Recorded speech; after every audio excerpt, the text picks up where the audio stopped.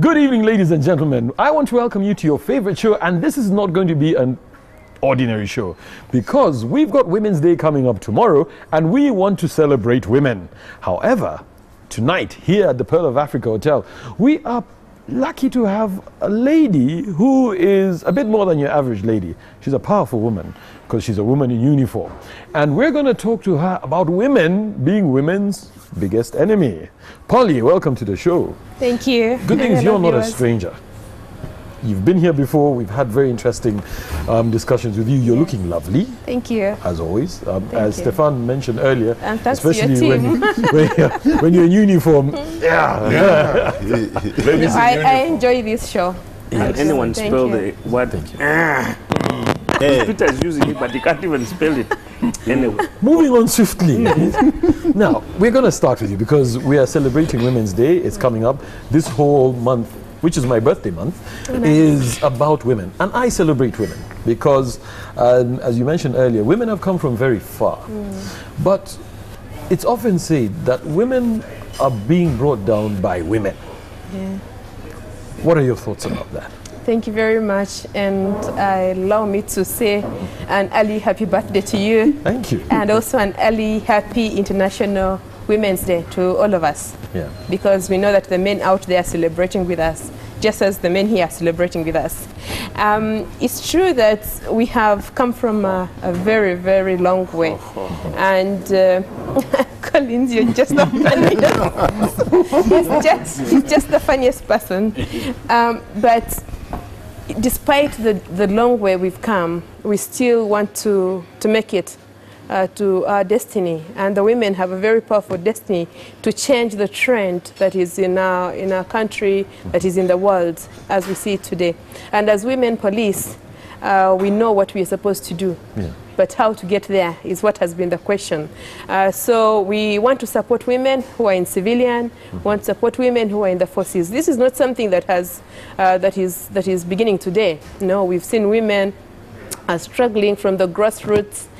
We've seen women emancipation coming in with the Ministry of Gender spearheading it. So we want to support the women. Okay, but if I may, sorry to interrupt you there. You know, you've talked about something very key, especially like women in uniform. There are a lot of other women who frown on women with uniform, saying that's a man's job.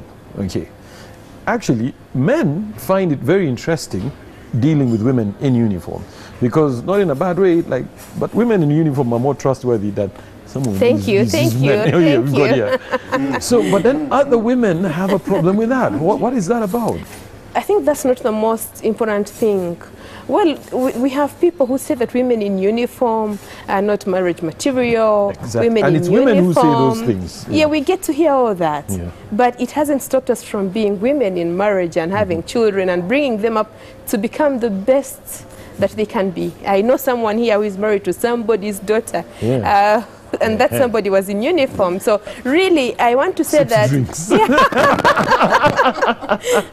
So really, I want to say that. I want to say that putting on uniform is a service. Yes. And there is nothing more rewarding than feeling that you have given a service out to the people in your country. So whether you're in uniform or not, do your role. But if you're able to join uniform, please do. All right, great stuff. Okay, Colin. I wanted to sort of just create that social context. And we've spoken about this. Banji has spoken about it. This Stefan has. Do they call you Stefan or just call you Jakalam? You can call me, anything. Okay, he's amorphous. So we've talked about and we've spoken extensively about the idea that sometimes, so if, and the viewers, please feel free to contradict us. When a man says to you, that's a useless woman. If you're educated and you're smart and you've got your money, you're working, and your self-esteem is correct, stuff like that just rolls off your back. It's different when a woman says, but who will ever marry a woman like you? When it comes from a woman. So there is a societal construct where, because it's people who know you who can hurt you the most. You know, and you find that, I mean, it's like with guys. If a chick says, that guy is stupid, is impotent, it means nothing. when one of your boys, you're having a drink, and he says, but that guy cannot even do anything. It's just devastating, instant, because it's from someone who knows you. And I think that that's the challenge that's the structure, that's the environment that you're dealing with. The idea that, you know, people who know women who are trying to get up in the world and make something of themselves are the ones who end up tearing them down. So you find a girl says, you know, I want to pursue a career. That's my path. And then other women are saying, so all that money and you have no children, you know, what kind of life have you achieved? And I think that that's a very big problem in our society, because again, we're a very conformist society, because everyone thinks that you must go to school and you must have an education, and then you must have a job, then you must be married, then you must have kids. But those things, people are electing more and more not to live and take those career paths. And you know, you have to give it to the ladies in uniform. It's a very attractive life career, because it's full of its dedication, its passion, its service. It's putting yourself out there for the greater good of communities. And so I saw sort of like going into this Women's Day, I want to sort of just re-echo that as men we stand behind the women who are making bold career choices, who are pressing forward for progress, who are trying to change the boundaries of society and how we see women and the choices they make. Yes. And Peter, can I say this? That I want to agree with Collins a lot, because it's not just about the women. It's not just about the women bringing women down, but it's generally about the people bringing the women down, whether it is the women or the men. Because we know, as I said earlier, that we have come from a long way, and that long way had a lot of things that were dragging the women backwards. And some of those things are what Collins has brought out.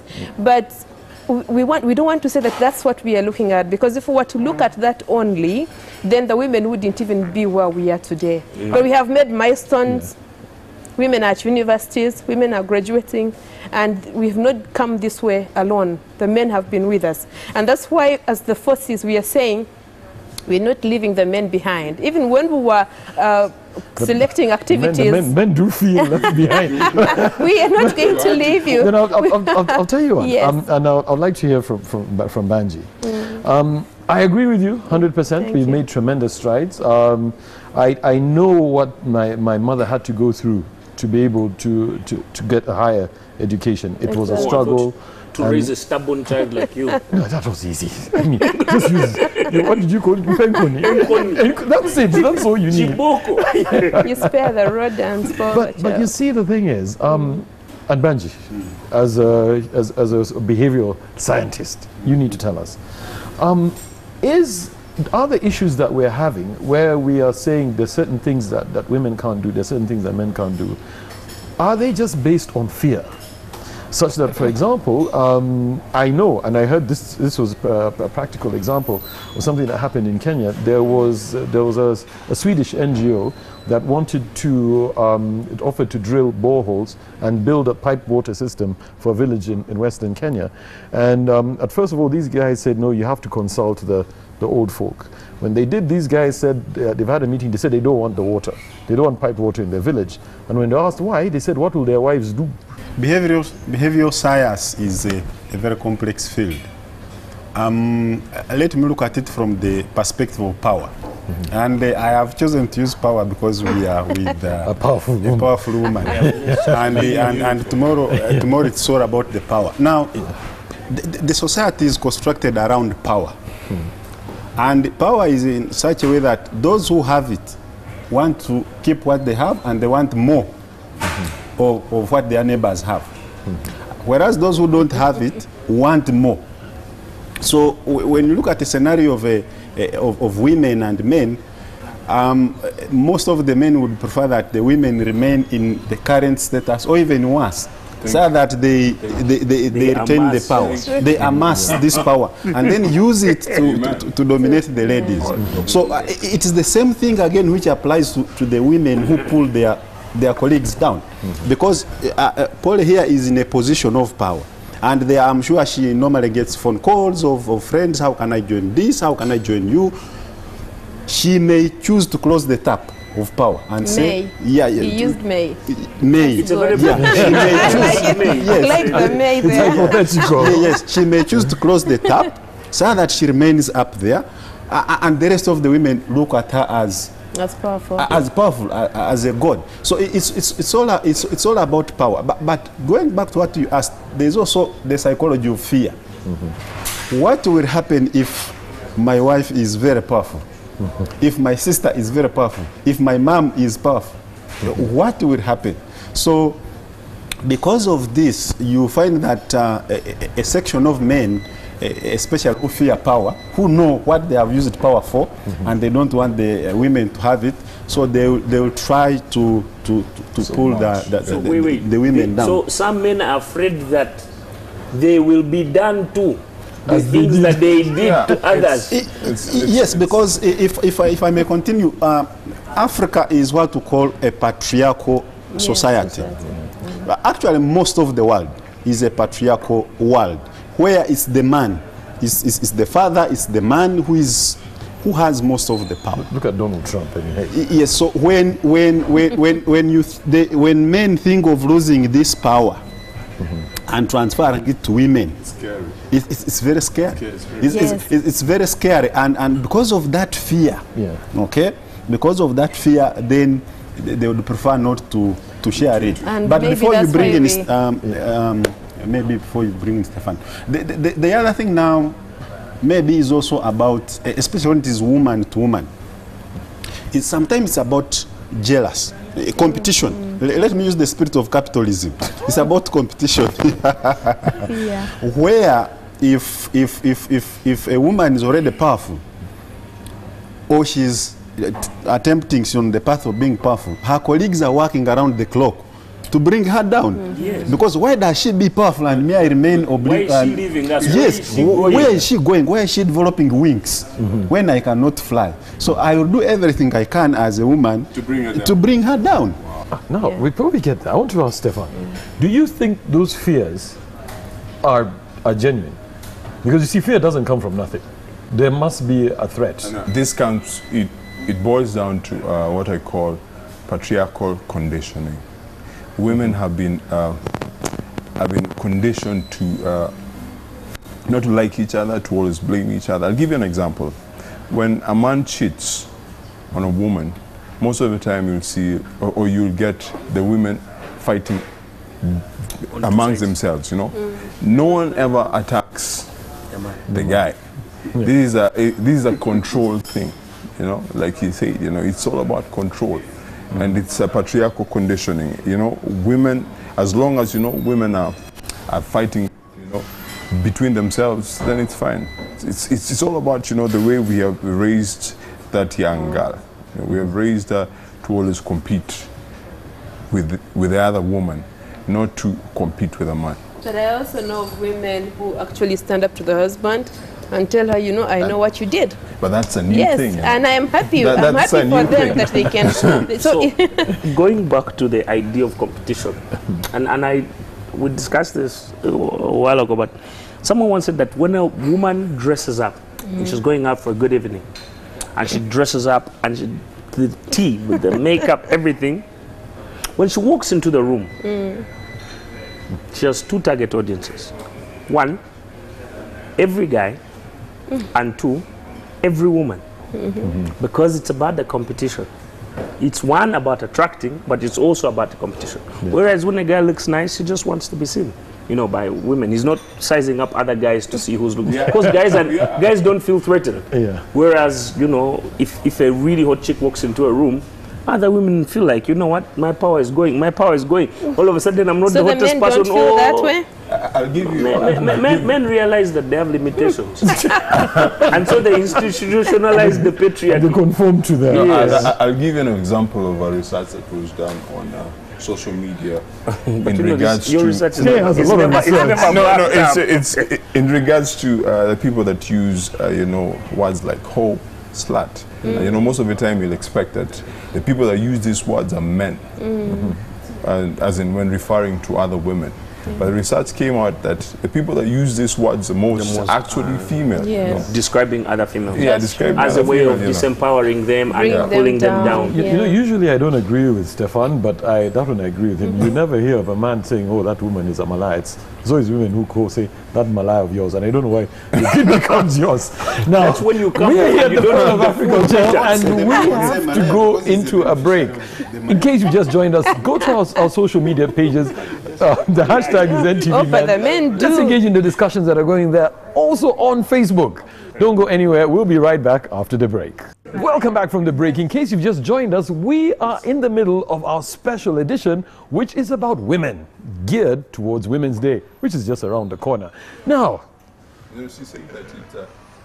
I want to go back to my idea of competition. Yes. And I will fuse it with the idea of power. Because for centuries, women have been starved of power. Yes, the history can... design. Yeah, by design of society. It so happens that the little power that trickles to them, that goes their way, they have to fight for it.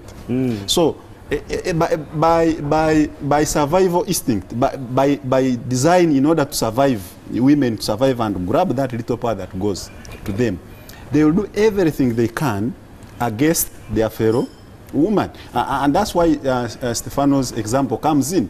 When the man is cheating on the wife will not look at the man as the enemy. He looks at the other woman. Yeah. Because Leave my man alone. As if the man is a saucepan who was taken from the kitchen. yes, but then that doesn't mean that there aren't women really who support women. Sure. And actually men should be very, very scared, especially the cheating women. If you are cheating with 5, 6, 7, 10, and they form a force against you, my friend, Yes. you're in trouble. I don't think that's a boss. I think that is like a extermination plan. exactly. They're going to finish you. Huh? Yeah, but I'm sure that's not happening soon because we are, the women are actually now supporting their fellow women for good things, not to exterminate anyone. No, but I'll tell you what, where that is concerned, should we then say it's up to women to mentor women into that, so that they can grow up together? Because you see, unfortunately, and it's the same thing is also happening to men. Gone are the days where we had peer groups, where I would be with my peers and we grew up together, we do things together, we would be those communities that would have initiation, circumcised, yes, circumcised, yes, all together. Now we don't have that anymore because everybody's being brought up in their own small cocoons the way they know best. And I dare say if you come from a home which doesn't have a powerful female influence, Yes. like your mother or something of the sort, it's going to be very hard for you as a girl To come out of that bracket. yes to also come out of that bracket. Yeah, that's true. But I think that that is not going to be the limitation, because now there's a lot of social media. There's a lot of information flowing. So yes, people look up to different people. But Polly, have you seen our social media influencers? Yeah, but A lot of them. No, but what I'm saying is I know very also many the- girls who have come from very, very far away places, and they come and tell you, I saw you on the news and you inspired me.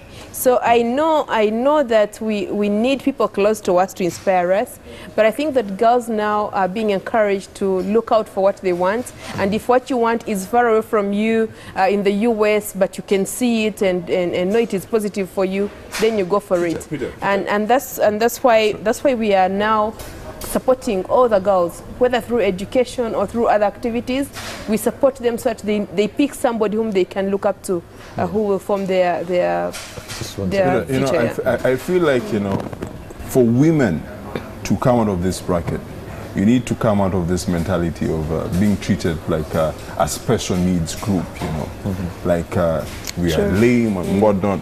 The mere fact that we celebrate women, according to me, we should not celebrate women. If women want to come out of that bracket, we should celebrate your achievements.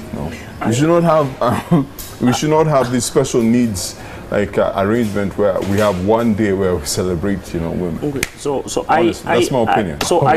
I want to vehemently disagree with Stefan. Yes, and me too. Why I'm saying so if you think about the world, the civilized world as we know, even if you just count the last 2,000 years, just the last 2,000 years, women were only given the right to vote in the 1960s. Universal women's suffrage. That's the 1960s. So it's 2,000 years minus 1,962 years. Yes. You see? And in some places, Collins, women have just been allowed to watch football. Yes. You now, know, go to the and watch allowed football. by men. Yes. In certain That's parts what of the world, we're saying. women So can they men. still Right. remain Yes. vulnerable. In other parts, they have no control over when they give birth, over birth control, over life choices. In other parts, they're not even allowed to go to school. They get beheaded, they get shot for the right to education, to better themselves. And this is what I'm saying. Let them take the control. So, you know, because of those things, in Uganda, none of those, the structural issues were not a problem, but was a cultural issue. Yes, it was where parents deliberately made the decision, even when they had the money, to not educate girls. And so it was important to put in place certain affirmative action steps to sort of rebalance. Yes. And I agree with that. The conversation Stefan is having is saying, okay, now we are almost at par, but we're only at par in the urban centers. Exactly. Again, and maybe Polly will enlighten us on this, I feel, and my information says, that in the rural areas, the disparity is still very big. Sure. Yeah. The centralization of power still remains with men and in households. So women go out and they fetch water and they grow the crops. And when the crops get harvested, the men just come and take the money and and they go and drink which it. I agree. But I feel like in the 21st century, and the mere fact that we're even having this conversation, where that you know, phrases like, you know, women are their worst enemies, I feel like it's a control mechanism. By Peter. You know, it's a control mechanism. Just a minute. It's a control mechanism. It's a patriarchal. Let me bounce my idea off yours. Stefano may have a point. I get it. That's what I was just about to not say, necessarily maybe the way he presented it, maybe the argument may be a little bit tricky. You know, some of these words. No, not weak, tricky. because what has happened, and let me just imagine that on this show, we didn't have breakfast, we didn't have lunch, and management decides to give us one plate of food, one plate. Okay, my friend, we won't mind whether she's in uniform. We will all grab that one plate.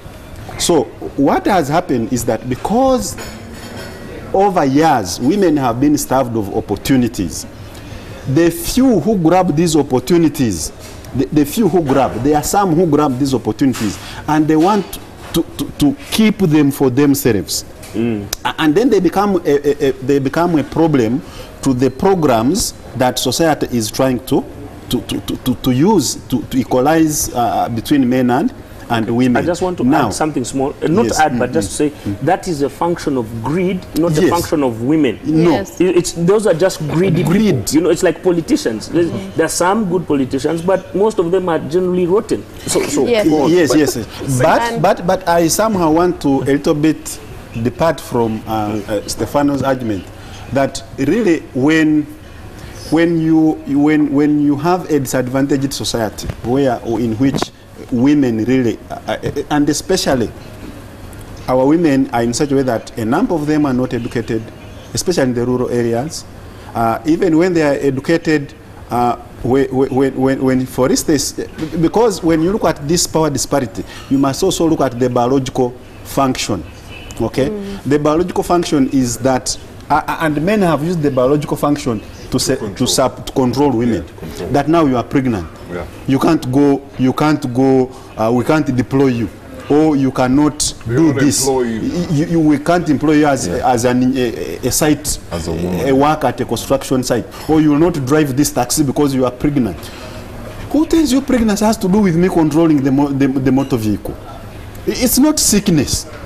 So because of this biological difference, slightly, men have taken advantage of it to suppress the women. No, I mean, but I think what Stefan is saying is actually a good thing.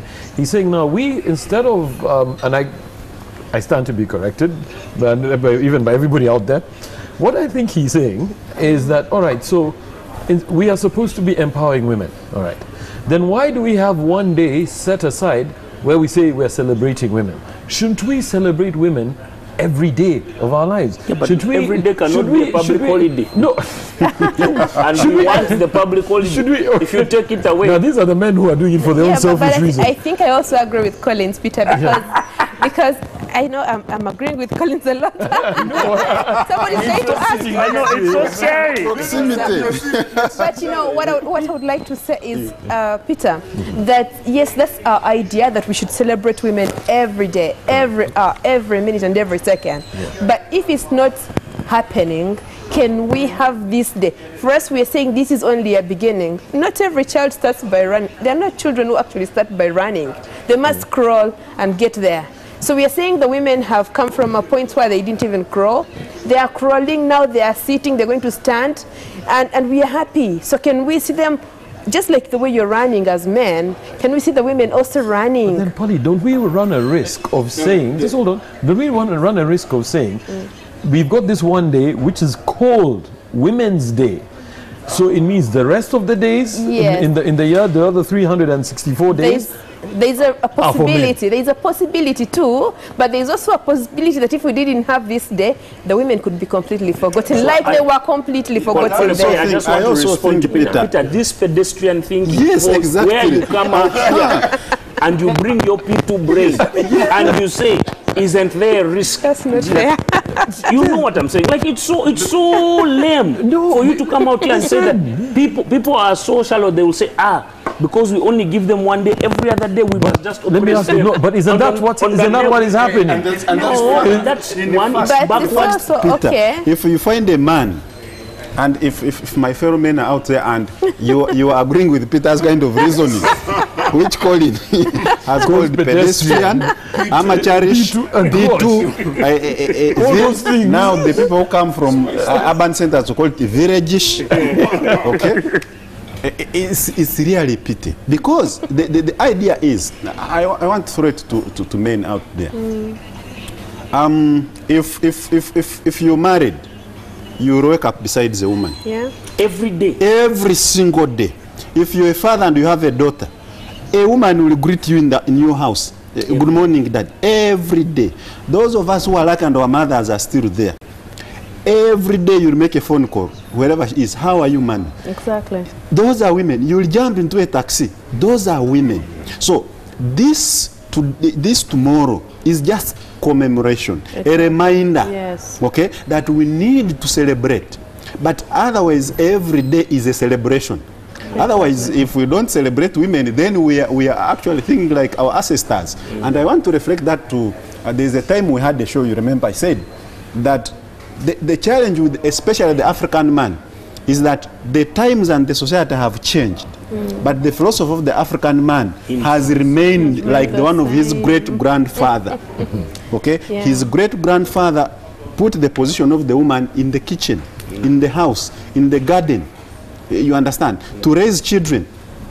But Pete, let me pose this one to you. What happens, God forbid, your wife has a better job, a well-paying job than yours, and you have a child. You have a child of 1 month, 2 months. Won't you remain home and say, well, go and work, I remain here looking after the child? I have no problem with that. Absolutely not. And that is why I was saying, I think it is wrong to wait for one day for men to say that it's only on Women's Day. You hear people say that, oh, so today I'm the one who's going to cook. Why do you have to wait for Women's Day to do that? Why should you be able to Now that is my P2 thinking. Now we get the Pearl of Africa Hotel talking about women empowerment. Now that Women's Day is just around the corner, and people like Colin are giving us wrong information, saying some of us say the holiday should be scrapped. We need to get into a break, but don't go anywhere. We'll be right back. Welcome back from the break. In case you just joined us, we're here at the Pearl of Africa Hotel, and we are getting ready to celebrate Women's Day. And because you're out of juice, really, you expect a woman to come and serve you? Of course. All right, now you see. Now that's the problem is. Now, I mean, there's been a lot that has been said, especially during the break. you have a pain point? Yeah, you know, if you don't want to be looked like, act like a lame duck, stop walking, you know, like as if you're lame, you know. That's my point. Women need to get out of that bracket where society has to, you know, treat them like they're special. It depends. If that duck was injured, and by circumstances of history and culture, then we have to treat that injury for it to work well like any other else. So that's what we are doing now. We're trying to treat that injury, and then the duck can work well. You know, Colin, before you come in, you know, for you, your arguments on this show have been very erratic. Suspect. No. Suspect. I'm asking for permission from the chairman, but like always, because he's corrupt. This guy never gives me permission. No, he will give you permission. Now, I think the pain that Stefan is trying to articulate is what in policy we call stigma costs. Stigma costs. Yes. Like let me just give an example of a UPE school. Because you go to a UPE school, the people who go to private schools will attach stigma to you, that for you go to that school. So because society has put in place policies, okay, to bring women at par with men, so that they have access to equal opportunities the way men have, some members of society attach stigma to that, because then if we have said, for instance, that all government jobs, at least maybe a third must be women. So if you advertise for 10 jobs, the top 10 candidates might be men, but you have to add 3 women. So the other 7th, 8th, and 9th will not be given the job because by law they are reserved for women. But then you have to... Isn't that crippling society? No, but you have to look at back. How did these women get this education? Exactly. Okay? Because the woman, the way the girl child went to school, the way they studied, the conditions under which they studied, probably were not the same. Actually, were not the same like for the what? For the boy. So the stigma cost is there, and I think it is now our responsibility to remove this stigma. Exactly. But guys, just before we get to okay, and Colin, I think this is where you come in. During the break, you heard it. This thing about favoring girls to be able to reach up. It's technically like what you're talking about. Yeah. Yes. Is then that, are we then really empowering women? So the question you're asking is, if we continue with affirmative action, are we really empowering women? I think that what we're doing is we're making, so the ways development gains are made, they are made in small increments until you reach a critical mass. Yes. And what we're continuing to do is we continue to build the critical mass. Sometimes, to build the critical mass, you must go higher. So it starts at UPE, it will go to A levels, it will come to the university. But it will also come into organizations where people work. And it is important that the board of your organization has some women on it. It is important that a management team, you know, if you're running a public listed company or a company that's reputable, you have some women in your top management who understand the issues of your employees. It is good common sense. So you must continue building the pyramid. Yes. So you can even build it higher because it allows you to widen the base. And this is what I was saying. Traditionally, the setup was such that the mentorship and decisions for women's and girls' lives was made by their parents, by their fathers and their uncles, but now, and their brothers. But now, where you have schools, you have teachers, you have people like people who are able to, who people can look up to. Yeah. They're sort of like inspiration characters. There are people, HRs or leaders in companies and organizations where people work, where you can look up to for inspiration. And I think that the role, the job is one, we must continue to close the gap, to press for progress. Okay. 2, we must, that job is not on, I'm just closing. I have a question. We must close the gap for, that job is for women, women who are ahead, and men. All those people must work together to close the gap. Can I ask the question? It doesn't change the fact that right now and currently in the environment, there's a conversation about the boy child. That is also a reality that we're going to have to deal with. Yes. But this is a much older and a significant. Let me ask you a question. You know, like, my question is this. Do you understand that whether we try our best to close that gap, there will always be a gap? Yes. How big? Women have privilege and men always. Men also are privileged. So the problem with the mindset that allows women to remain backward is this, is that in a world where we're competing for resources. And then you say this. No, for this conversation. Yeah. In a world where resources are limited, if you say to a woman that she can't work or she can't go to school, you're not just hurting her, you're hurting the GDP of the country. Because you're taking away productive years of her life. She can't contribute to the economy, she can't raise decent children. So you're really just hurting yourself. But people don't want to see that big picture. And I think that is important. Yeah, statistics have shown that generally in societies where women are empowered, generally the GDP of those countries is much higher. By up to 30%. Now, Polly, talking about that, because we're nearing the end of the show. We're nearing, I didn't say we are there. We're nearing is the word. What are some of the things that you guys are doing to get women out of that? Because this is something that's being driven by women, for women. Yes. Okay. So instead of women pulling themselves down, we are pulling ourselves up. Correct. Yeah. So what are some of the things you guys are doing? Well, now let's look at the history of the forces internationally, not just even the Ugandan, the Uganda police.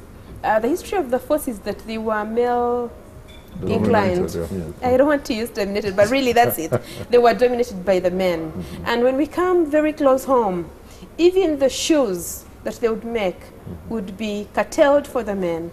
The uniforms would be so huge and so tall that you had to cut them to fit these young women. And anyway, the numbers of the women were so low that they could not even be thought about in the planning process.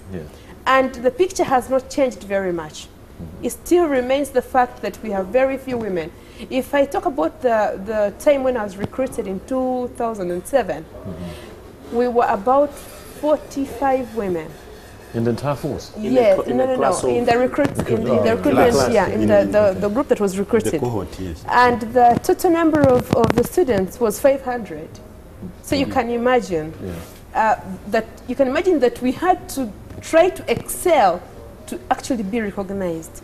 And so the numbers remain small. When you look at, for example, the administration of the Uganda Police Force at the level of Assistant Inspector General of Police, we have less than 2 AIGPs in a total of about 22, you know?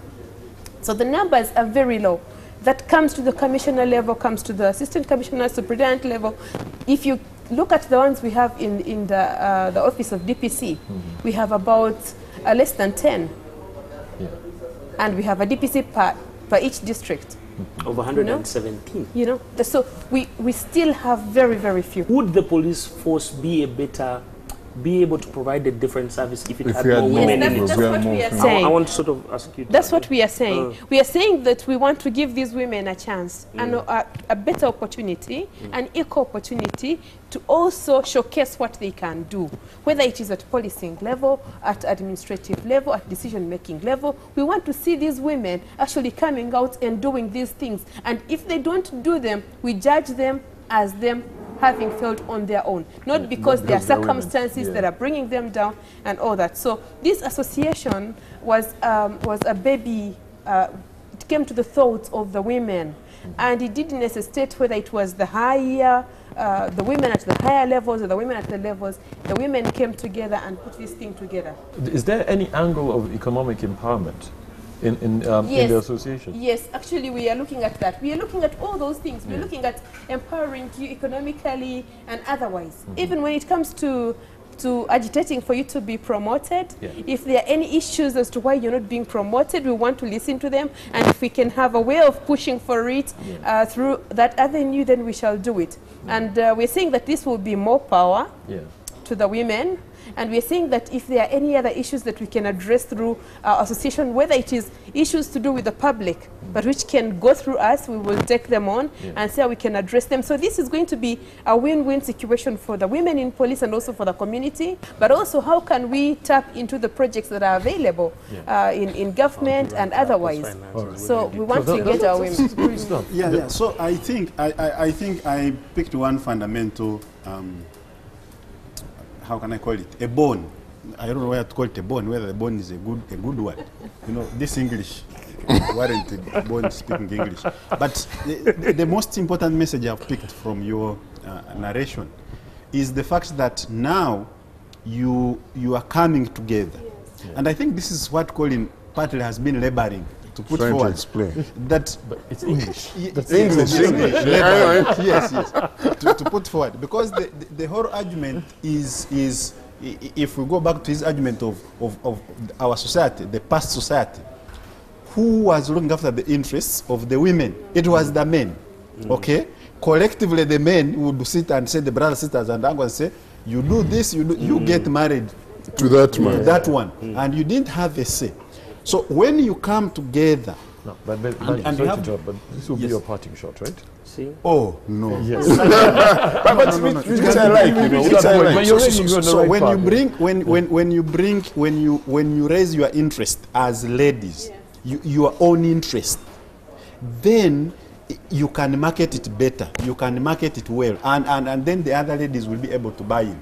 So since you have said it is parting shot, so start with the others. Okay. Anyway, the whole idea then therefore becomes that we need, first of all, to have women themselves, the few who have already seen the light, to start engineering progress.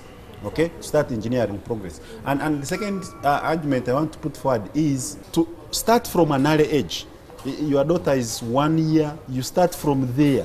Thank you. So that by the time they are 20, you know, they know. She can hold her own. Yes, they can own the one. I think. Yeah. Let's stop. Polly, Thank you very much. your parting shots. Well, I already, Bangi told you it wasn't fair that we are partying. But anyway, that has to be done. But I would like to say that we have a line of activities that we have organized, and we are going to launch this association on the 6th, which is tomorrow. And so you're all welcome to come to police headquarters at 2 tomorrow, so we can launch this association.